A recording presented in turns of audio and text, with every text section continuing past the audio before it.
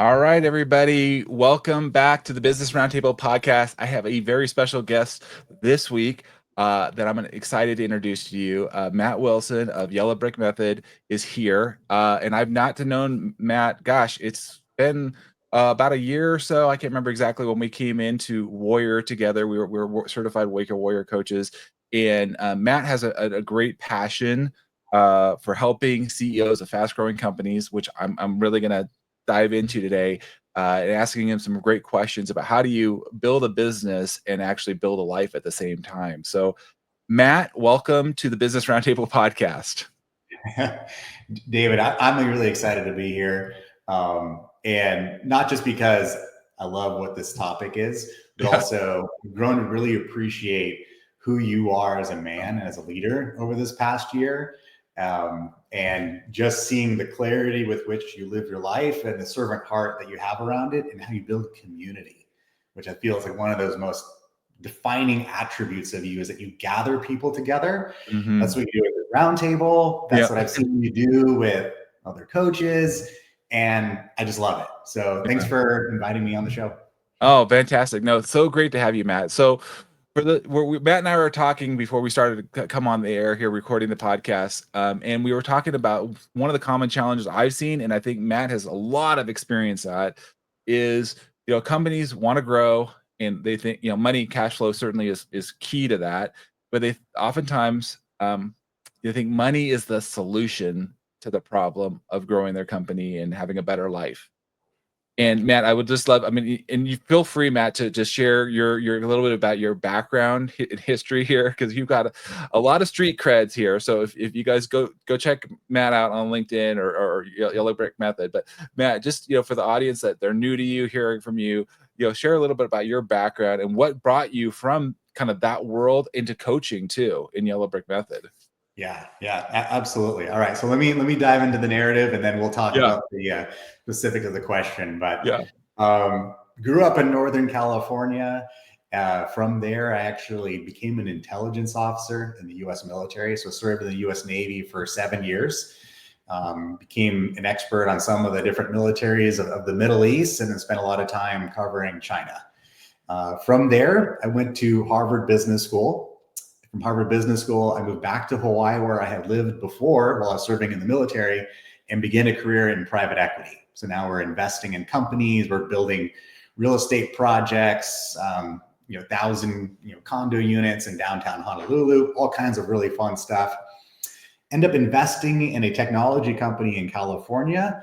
About a year later, I moved to join that team, helped scale that company over the course of 7 years as chief operating officer, CFO, board member, raised a couple $100 million of equity. Ultimately, that company became worth over $1 billion in value. And then from there, I jumped out into the investing side again and launched a venture capital firm as the managing partner, ran that for 3 years. And what I found is I loved the people side of the business. Mm-hmm. And so it felt called to step out and become a coach, which I had largely done. It just wasn't called that before. It was called CFO. It was called board member. It was called managing partner. But the part about coaching that I love is that I get to help people wrestle with some of the most difficult decisions of their lives. Mm-hmm. But as you were saying, build a life while they're building a business so that they can play to the level they want to with this precious life that they have, win big, while also not losing everything that matters in the process. Referring to there is like their marriage, kids, health, peace of mind, because they're doing things that could compromise what they treasure most. So that's a little bit of the background on me. Also, I think you also know I train in the martial arts. Yes. I have 3 black belts from my youth. And now I'm on the mats as a Brazilian Jiu-Jitsu blue belt. I love it. There's so many life lessons that I extract from that experience. But let's talk about So one of the things I was talking to you about that I see, Matt, is there's this chasing of dollars, if you will, but to what end? Like you're kind of alluding to, and so.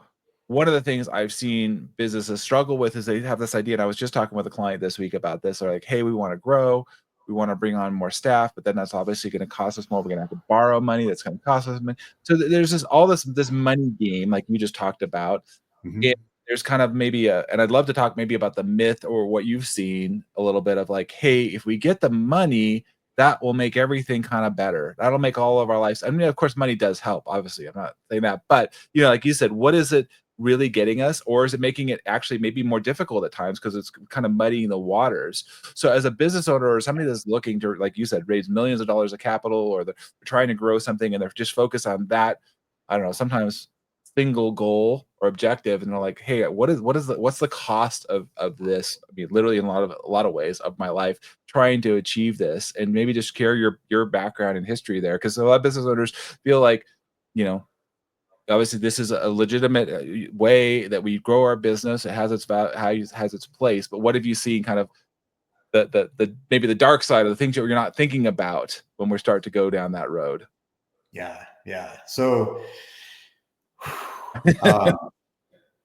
one of my early mentors had been very successful in business as like the number two, had been like chief operating officer. They went from, let's say, one car dealership to 14.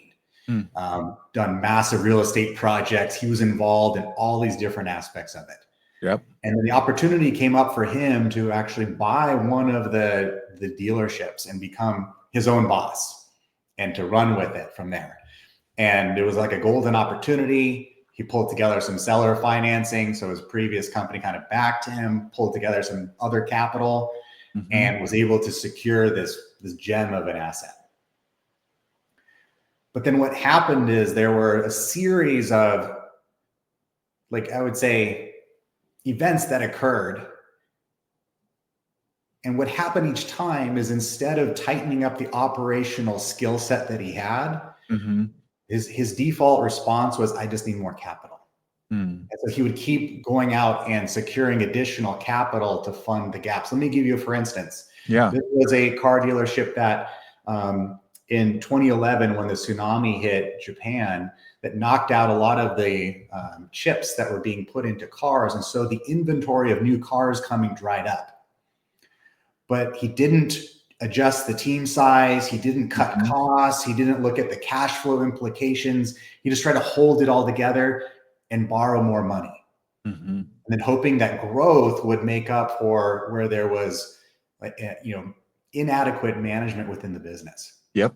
And then it got to the point where his main finance guy kind of was like, hey, this is too stressful. Don't want to be a part of this. He bounces. And then basically the understudy became the main finance person, and he was not good.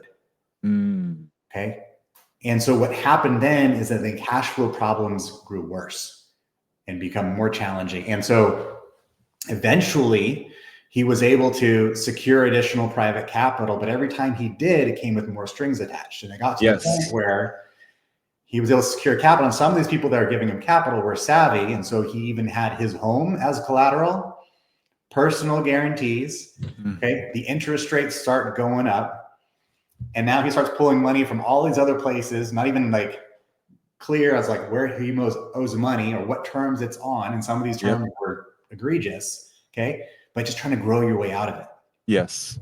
And then at one point, you got to the place where the manufacturer who really backs the dealerships was like, hey, you're over levered. You have to sell because this is not good. Like, we're not going to allow you to continue to run this business. Yep.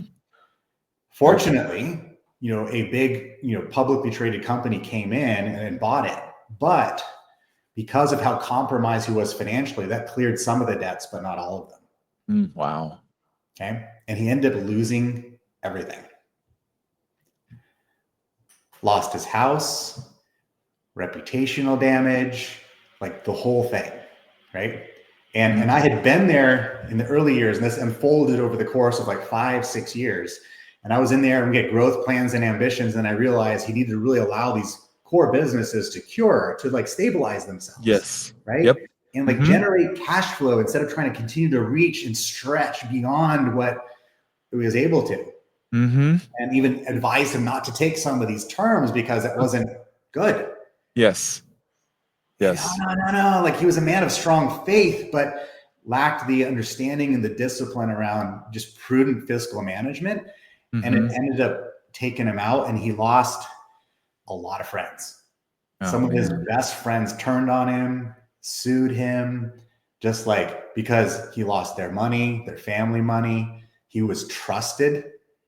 And so it was a warning to me seeing that play out over a number of years, where it's like, oh, just getting more money, if it's on the wrong terms, or if you don't have the right vehicle for it, it can be the thing that cripples your business. And you can ultimately drown in the capital that you raised, which initially you thought was the solution to your problem.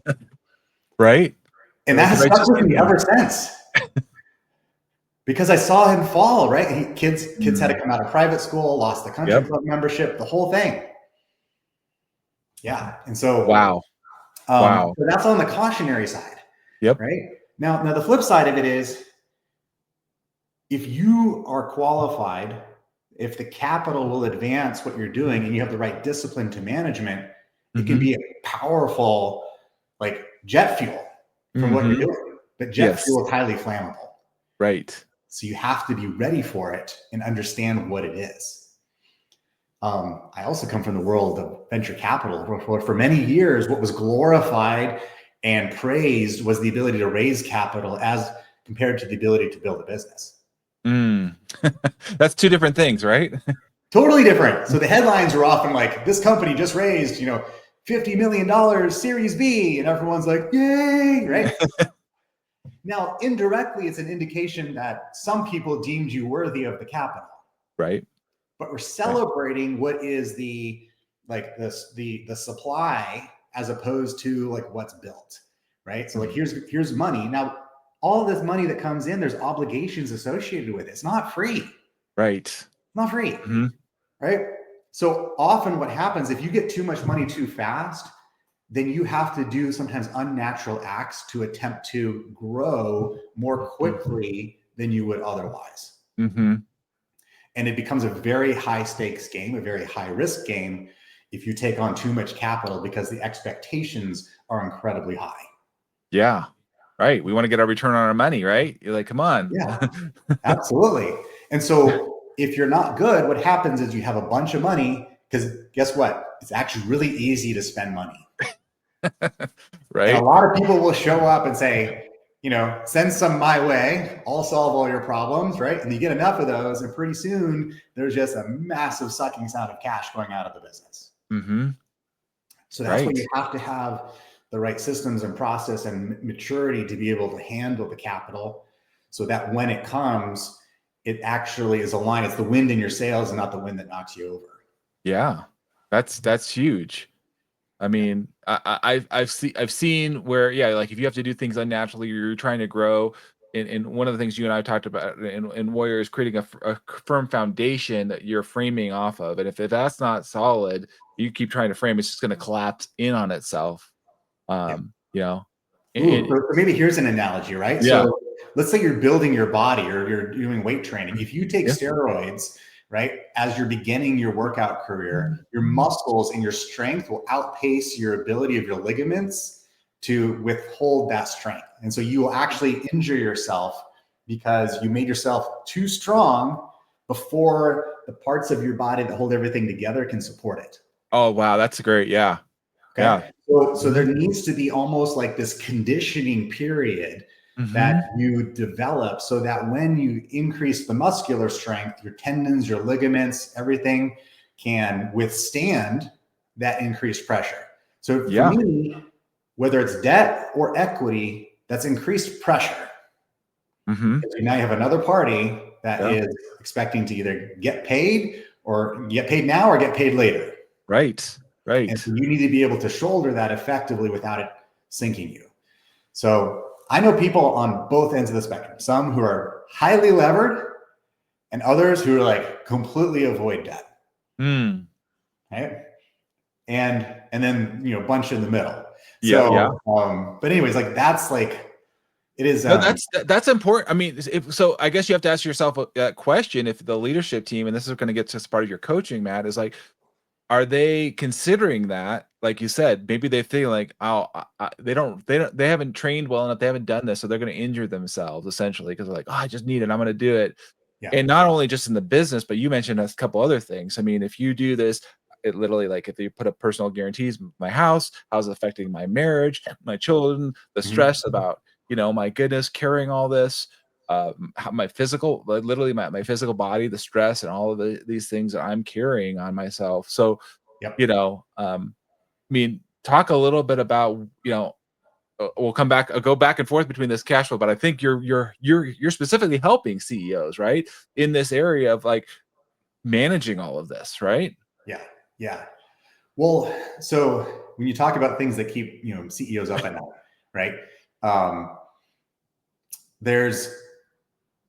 When you're taking in someone else's money, like your reputation is directly on the line with that person and anyone else that knows how well you stewarded the capital that you were entrusted with. Right? And it increases the pressure. It does not take the pressure away. It goes up. Now, initially, you might feel grateful because you have more capital to do what you're looking to do. So if you felt before, like, I'm constrained, I want to, but can't, the capital comes in, and then now you may be able to unlock that. But then the problem grows of like being able to meet those obligations. And a lot of the companies that I work with, they've either raised debt or equity or both. And when you're raising equity, you're like, oh, well, it's not debt. There's no like obligations in the form of interest payments, which is true. Yep. However, you're stewarding someone else's capital that has entrusted you with it in order to build something. The thing that you're attempting to build is actually extraordinarily hard. And so there can be a lot of pressure in that. And then the other thing is sometimes you raise capital from people that you greatly respect and have massive influence, because these tend to be high net worth or ultra high net worth individuals or funds. And so it doesn't just become a question of capital, it becomes a question of relationship. And what will people think of me if I screw this up? Right. Now, America tends to be incredibly forgiving as long as you're honest in your screw up, right? Like if you're not lying or committing fraud or those things, in which case it's like, hey, okay. But if you're launching a tech company and it fails and it's the nature of the beast and you did everything possible and you like, cool, okay, like that happens because sometimes you're running an experiment. It's a science experiment. Like you tested it, didn't work, dust yourself off and start again. Right. Right. But as soon as you start heading down the path of straying from the truth, that's when all the dark stuff comes in. And then if you do the cover up after that, then you just dig yourself into a deep pit of reputational like chaos from which you'll probably never recover, or it'll require like deep levels of like renewal to come out of that. So that said, even when you mean well, there can be a lot of stress because the pacing and the expectations required of you, you have to go faster, you have to make fewer mistakes, and you have to create bigger outcomes. Even by themselves, all of that is difficult. And then you have people who are asking for the update, how it's going, and wanting to see.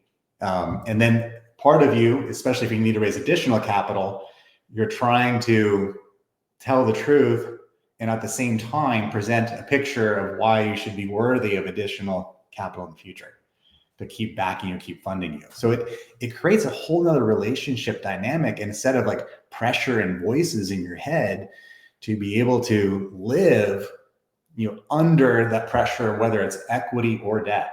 They're both a form of obligation and an agreement, and in fact, it can be a contract that you have taken on to fulfill your end of the bargain.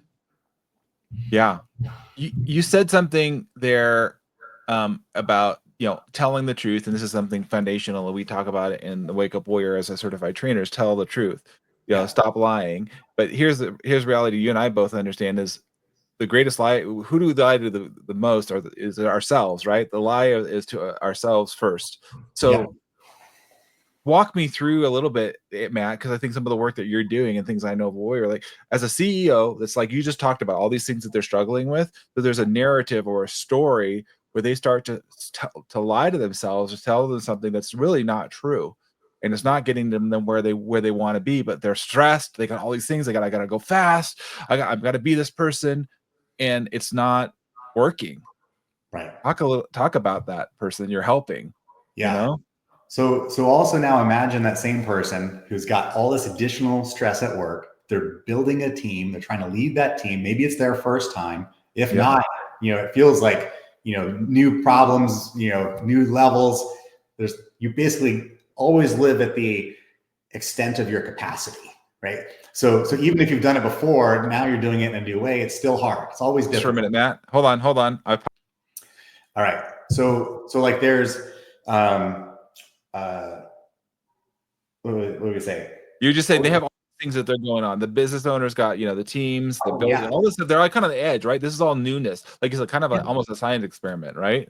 Yeah. And then probably, let's say they have a significant other in their lives, or they're married and they have kids, right? Then you have this whole other complicating factor because they're wanting your time and attention, right? Mm-hmm. And it becomes very difficult to manage all of the stress and be present in each moment, right? At work, you're probably worried about what's happening on the family front. And when you're with them, you're thinking about business stuff and responding to people and just be like, I need to get back to this. And so the challenge behind all of this is you can begin living out of obligation instead of out of joy. Mm-hmm. And you begin to react and respond rather than create and design. And so one of the things that can happen with that is then we lose the ability to take the initiative because we are reacting to the needs of everyone around us, investors, board members, employees, family, right? And then what happens is then stress continues to build, right?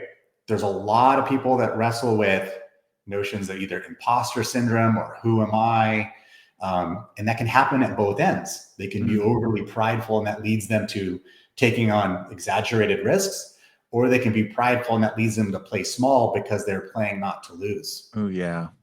And they don't want to be seen as someone that screwed it up, right? Mm-hmm. All of this means that effectively they're not living in freedom anymore.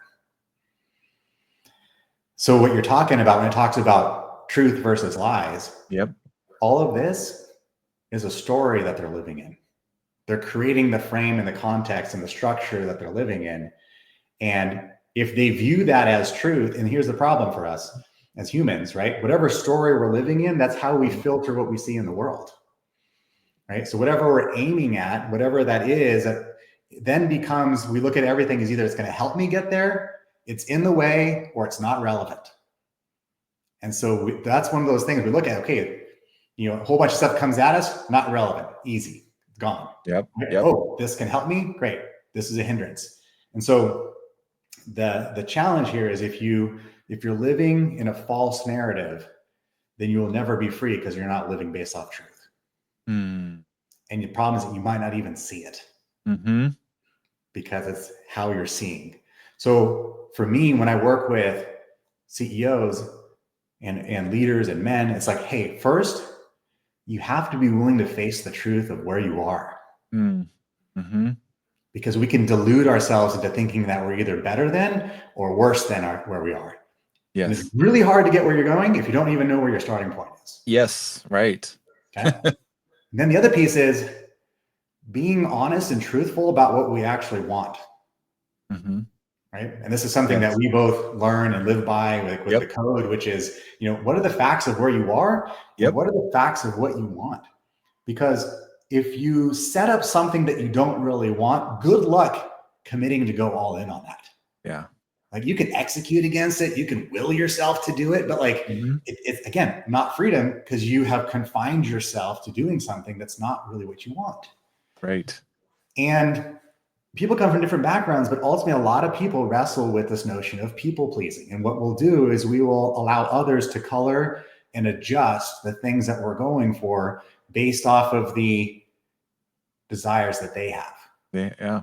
Right. And as social creatures, that's part of how we survive in community, right? Mm-hmm. You adapt and adjust and you change. But I feel like there's a fundamental truth of who you were born to be and the calling and the mission that you've been assigned. Mm-hmm. And if you allow the distractions to pull you off course, then you could win the ability to get along, but miss the ultimate prize. doing that thing for which you were uniquely designed to live. Yeah. And that requires us to continually examine what we believe to be true, to see if there's any lies in that, and allow what is not true to burn away. Mm-hmm. And to visit that. So I was speaking with a client this morning, and he's like, how do I stop playing small? And here's the funny thing.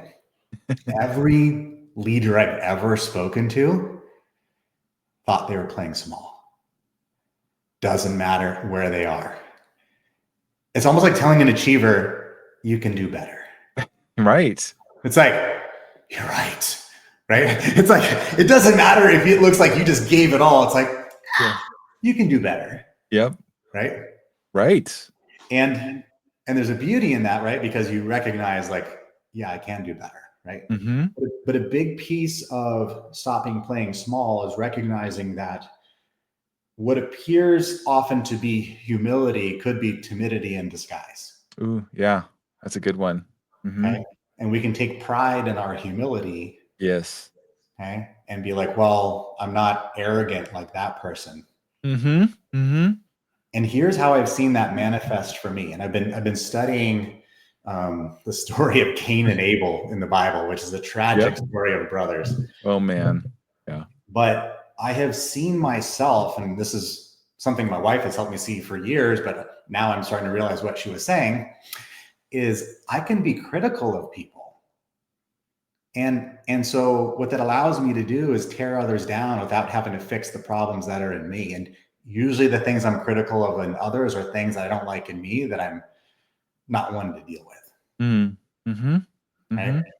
And so we can either strive to be that ideal, or we can try to bring the ideal down to our level, in which case it doesn't have that same level of tension that requires or demands of us that we become more.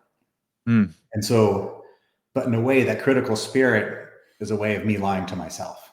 Yeah. No, I can relate, Matt. I want to. You're talking about the business owners. There's these stories, and a lot of time we have. We don't. I don't even think maybe we realize this. I know you and I use the stack tool and other tools of like to get at maybe unconscious guilt or shame, or there's some things in there that they've. And I think this is probably a challenge sometimes when we're actually relatively successful. It kind of gives us like you said, we can kind of like, oh, I don't really need to look at this. I'm good in this area. And I think sometimes as businessmen and men in business, we can usually we could do well in business, but then we kind of neglect other areas, but we just kind of focus, well, I'm doing good in business, and we don't look at those other areas. And so, again, just talking with them, like, so we started this episode with like, hey, if I get this money, if I just get this is going to solve my problem. But there's other underlying issues, like you said, narratives, lies, there's things in there. And so even like you said, the story of like, how do I play bigger? Well, we all have this kind of story, if you will, whatever level you're playing at, you're playing smaller, we all play better. So how do we, in your experience, Matt, like, how do you help the business owner? How do we get them so that it starts to put the narrative in a positive direction, in a way that is like serving not just me, but those in my sphere of influence, so I'm not damaging, like you said, being super critical and just be damaging and leaving a wake of that. And I feel, okay, I'm good about myself, but really like, start to shift that. Yeah. So I think the first thing is we have to recognize that there's a large part of our worldview that is a story that we have created, because if we don't take ownership of that fact, and the fact that we have the ability to rewrite it, then we'll feel that we're destined or fated to stay within it. And so oftentimes what has done that for me is when I see someone who was able to break free of the thing that's limiting me, and then it shatters my notion of what's possible. And so one of the ways that you can begin to move through these things is by surrounding yourself with examples of people who have done what you want to do, and then realize that the lies and excuses and beliefs that you were clinging to that were holding you back should have held them back too, but they did it anyway. Yeah. And if you're willing to look at it that way, then you realize like, oh, I have the ability to choose, and I can do something different here. I feel like another way of saying it is, and this is part of the fundamentals of the stack too, is like life will throw so many things at you, you'll get triggered. Yes. Right? I don't care how much money you have. Like, people can say things about you that will hurt your feelings.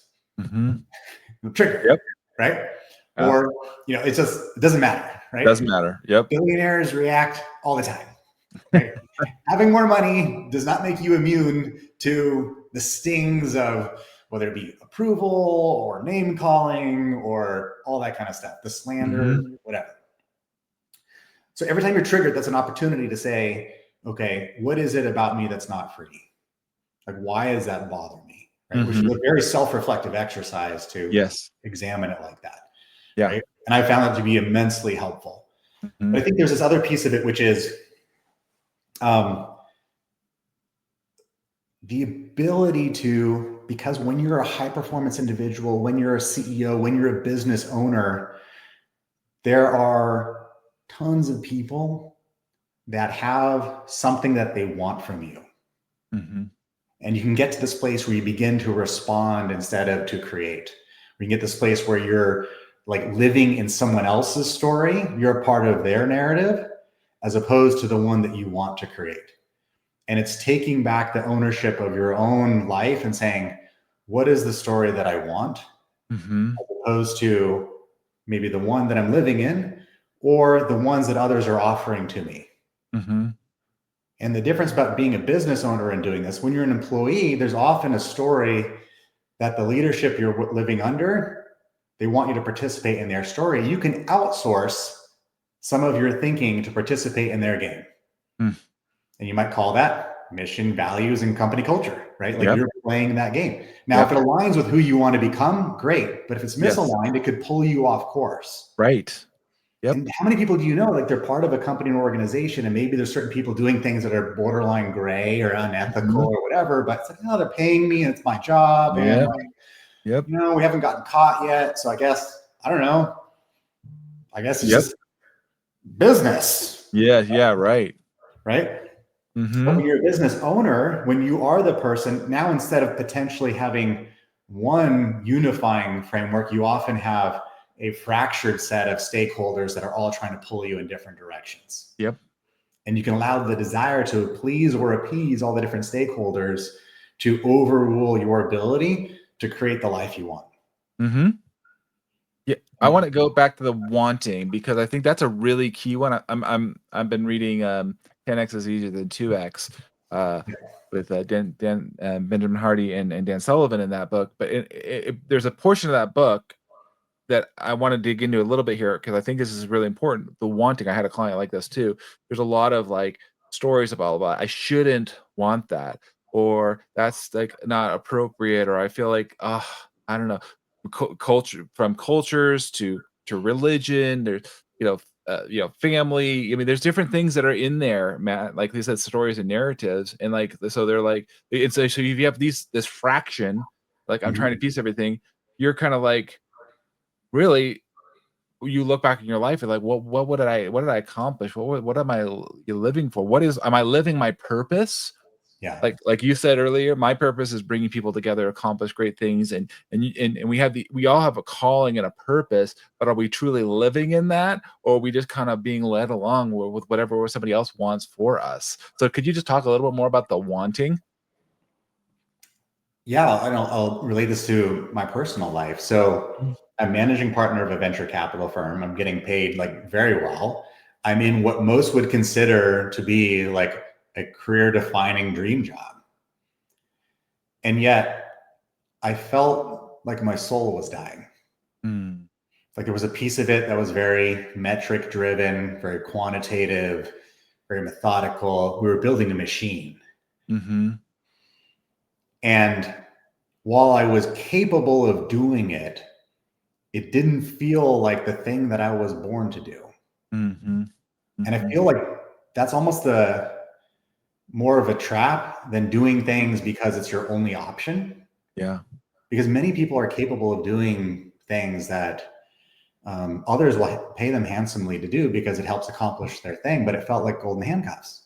And so I had to wake up to the realization of like, wait a minute, my most precious thing is my time and my energy and my focus, right? Money is helpful, but only to a point.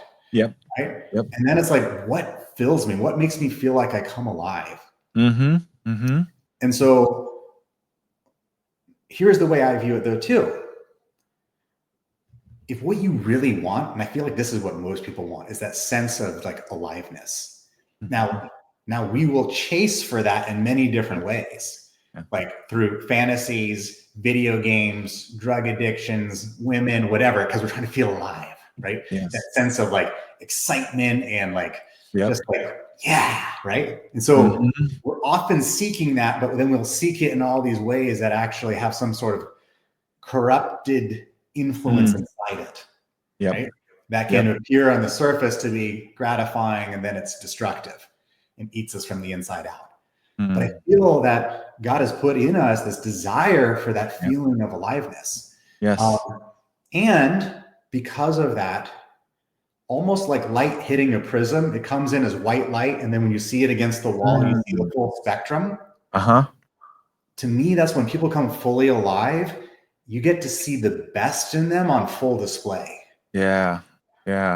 And so the wanting, to me, in that sense, it like everyone benefits when what you want with pure intention is the thing that you're able to display to the world. And so part of what I do as a coach is I help people figure out how to come alive in that way where everyone is better off and nobody is worse off because you come alive. The opposite of economics, the science of scarcity, right? Yeah. How do you divide the pie and all this kind of stuff? It's like, well, what if in this world that's in abundance, meaning, David, the more that you come alive, that you're walking in your calling and in your gift and sharing that gift with the world, the better off that I am because I get to enjoy the creation that you're influencing and making. Right. Your example makes my life better. Your generosity, your community building, what you stand for, I'm better. And so is everyone else around you. Now, what if I did the same? Yes. Okay. Now we're expanding. And what if we went around lighting other people up to live like that? Okay. So when I talk about the wanting, like I feel that there's that longing, that desire, that wanting. The key is to aim it at the right thing. Because if you aim it at the right thing and then you come fully alive in a way that is pure and servant-hearted, we're all better off. Right. But if you take that wanting and try to fill it with all of the substitutes that are all promise but no fullness, that's what leads people down to basically hell on earth, where they're living a life that they regret, that they get fleeting pleasures, but ultimately is incredibly dissatisfying. So I feel like the want is there as almost a gift. Yeah. But it has to be like focused in the right area. Yeah. And kept pure. Cain wanted to be the best. There's two ways of doing that. One is to become better, and the other is to drag people down. And he chose the second. And it destroyed him. Yeah. Right. Yeah. And so I feel like the wanting is that longing for aliveness and really demonstrating the gifts and being the fullest expression of who we were born to be. Right.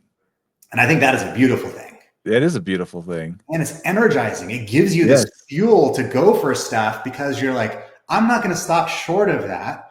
Right. And it's inherently internally driven. You don't have to go outside to get, I might get a medal if I do this, or I might get cash if I do this. It becomes something where it's like, you can't not do it. Yeah. Because you know how you feel. Yeah, the feeling that comes with that. And you know that what you're doing is aligned with what you were born to do. Mm-hmm. And so as a business owner, that's why it's so critical also to think about doing the things that make them come alive, mm-hmm. and then giving other people on their team the opportunity to do the things which are usually complementary that help them come alive. And when you have a team where everyone is doing the thing that helps them come most alive, that is a culture of vibrancy. Yes. Yeah. And that's the business that is a joy to run, that would be incredibly valuable in a sale, but it's also one that you could live forever because you've designed the life that fits within the business. Yep. Where that is a vehicle for the distribution of your talents and gifts to the world. Mm-hmm. And so when you view it through that lens, it's like, oh, that's a different perspective on the business that you build and the team that you lead. Yes. I mean, so beautifully said, Matt. I mean, I hope if anybody's listening to this, go back and listen to what Matt just said again. It's so rich.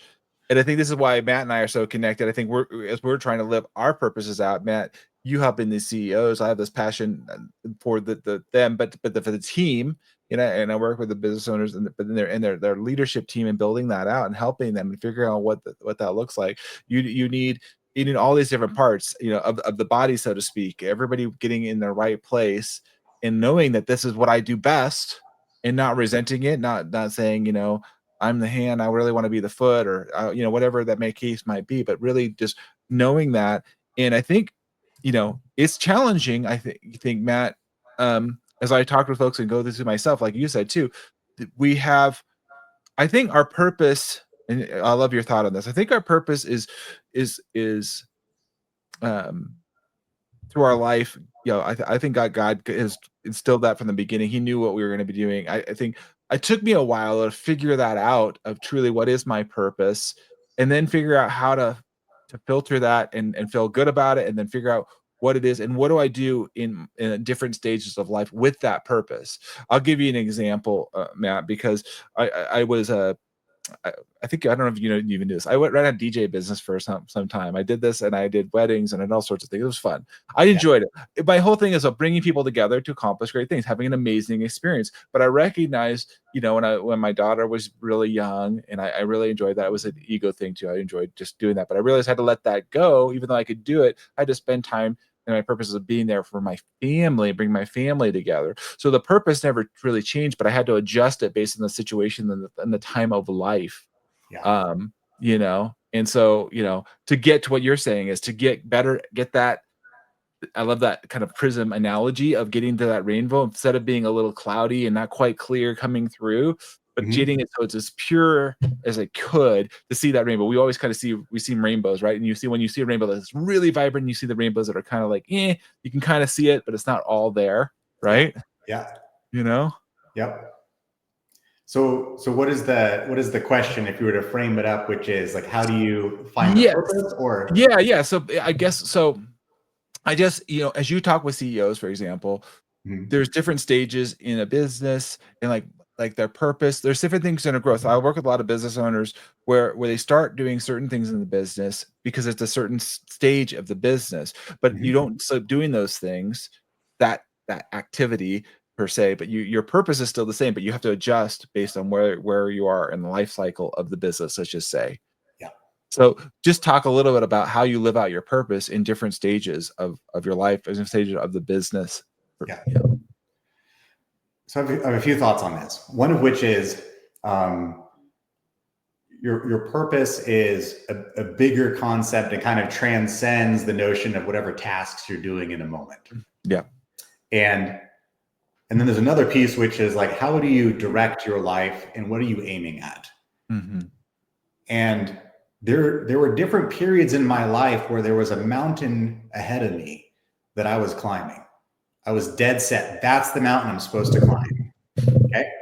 And the beautiful thing about a mountain is you can see it from wherever you are, right? So if you're in the valley, whatever, it's like it becomes that thing that you're aiming toward. And what happened is I would begin to approach the mountain and then realize that I was aiming at the wrong mountain and I had to sacrifice the mountain. Okay. Which feels like a death in a way, because there was something I was setting out to do. And then what I realized is the mountain was my landmark. It wasn't my destination. But by having it as the landmark, I propelled myself down along the path. And from that forward place on the path, the real path became visible that was invisible to me at the beginning, and would have remained forever invisible had I not pursued what I thought was the destination, which was the mountain in front of me. But that opened up. And then I realized, like, it was for direction. It wasn't where I was supposed to climb and dwell. Yeah. Okay. That's so as a for instance, I'm in the military, I'm doing well. They want to keep you in the military when you're doing well. And so they try to retain you. And I had a captain fly out from Japan, talk to me in Hawaii to try to talk me out of leaving the military. And we're sitting, there's a little eating place called the Kona Brewing Company in Hawaii Kai. It's right on the marina. We're sitting there at a table. And I was a little disgruntled because I felt like there was no meritocracy in the military, right? In the early years, you all kind of advance around the same pace. It's you get the rank if you can fog a mirror. If you're breathing, you keep going, right? And it was like, don't miss the ship when it leaves, and, don't kill anyone and don't get a DUI. Like if you avoid those three, like, you'll keep going. Well, that to me felt like a pretty low bar. Yeah. Right. And I was like, it just feels like it's a big machine. It needs to survive without me. Right. And he was making the opposite case, which is like, that meritocracy kicks in. It just takes a little bit longer, but you'll get the choice assignments. You'll get more responsibility. You'll go further, all of which is also true. Right. And I was, younger and probably a little less clear on how all that would play out. Yep. And he said to me, Matt, I would give a body part for you to stay in the Navy. I said, sir, please don't specify which one. Oh my gosh. So after we laughed it off, he's like, you're getting out, aren't you? And I had a letter in hand to go to Harvard Business School. And I was like, yeah, I'm getting out. Okay. Because what I'd realized is that the mountain that I was pursuing helped me become very good at what I did. And had I known all the different detours in the path, I probably would have become distracted too soon and trying to solve for those before it was my time to solve for them. Ultimately, I feel like our purpose is to grow into that version of ourselves that we were born to be, where we get to exhibit our gifts and do that in such a way that is honorable. Yeah. So that we bring honor on our Creator through how we live. Yeah. But how that purpose manifests can often be in these different sprints that give us the ability to focus on where we are. And as one scripture says, being faithful in the little things. Yeah. And then what happens gradually then happens suddenly.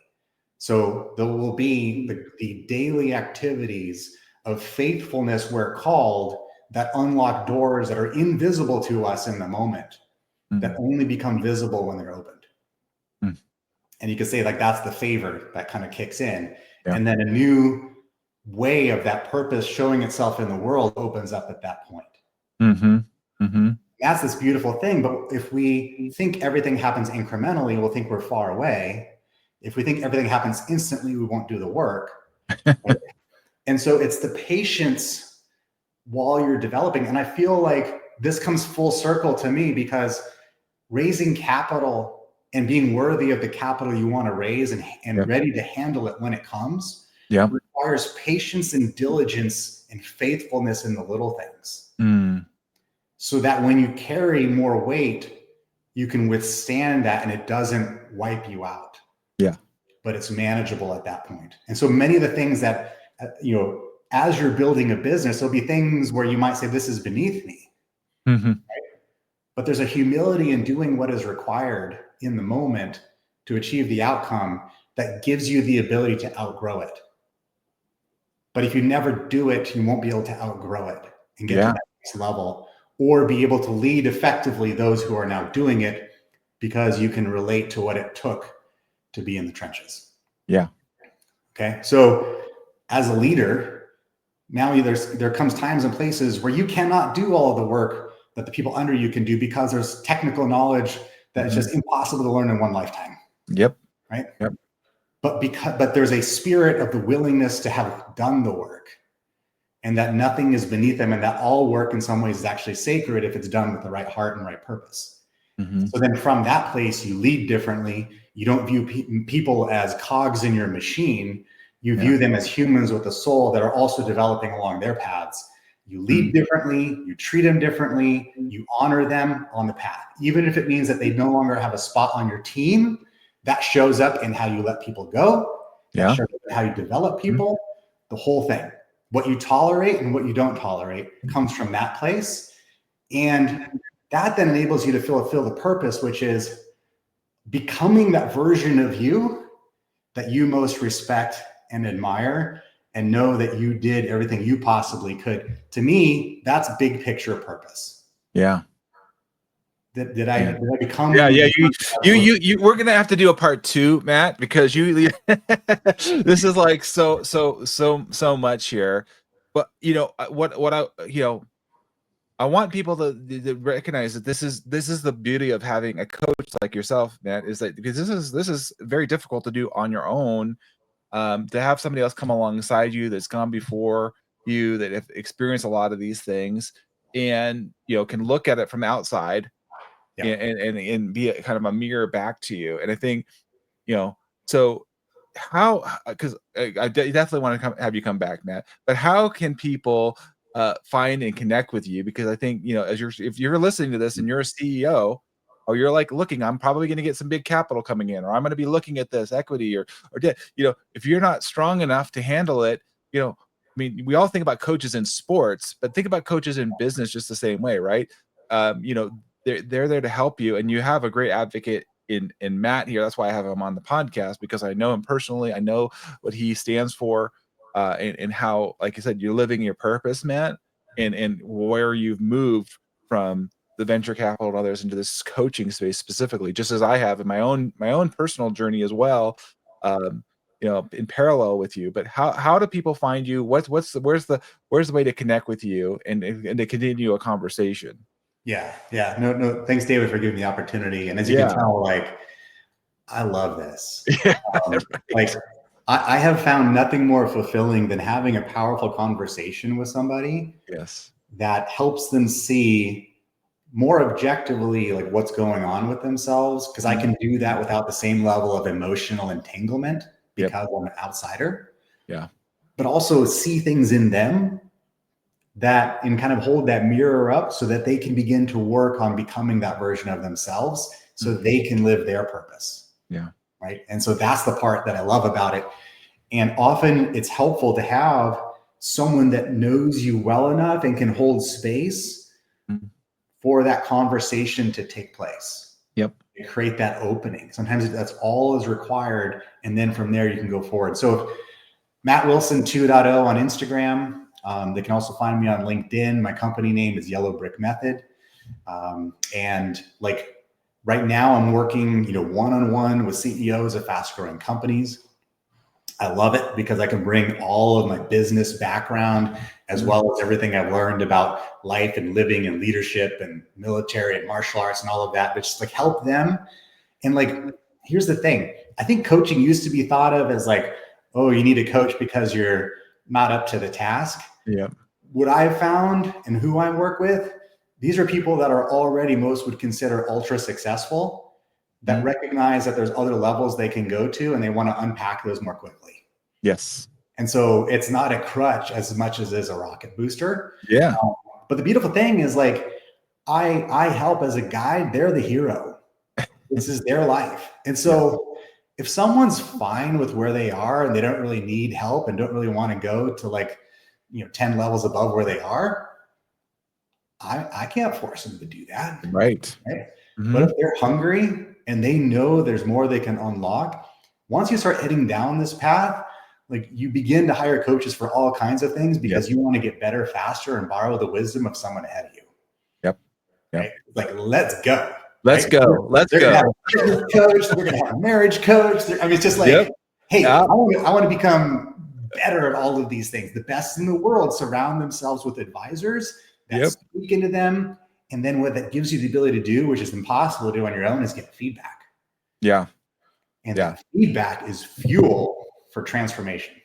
Absolutely. I mean, you and I've lived that being in the Warrior Council together, and keep continuing collaboration, and that's why I have you and other amazing guests here, because the value you bring, the way you live your life, and honestly, Matt. So for those of you that are just like wondering, don't just if you're have any inkling like I want to go, then talk with Matt, talk with me. That's the point of Business Roundtable Podcast, is to provide value, to provide a resource for you. Come see, check it out, and then I know Matt would be a great resource. You're based down here, right here in Southern California. I know you sort of ever go all over, but Matt and I are both down here in SoCal. But so reach out. You know how to connect with Matt. Matt, we would love to have you back again here on the podcast. Maybe we'll have some other warrior trainers on here, whatnot, and have a roundtable. But thank you so much for joining us on the podcast, and appreciate all your insights. Thank you, David. It's great to be here, and I'm excited for what you're doing. I love being on this journey with you. Thanks so much. Bye, everybody.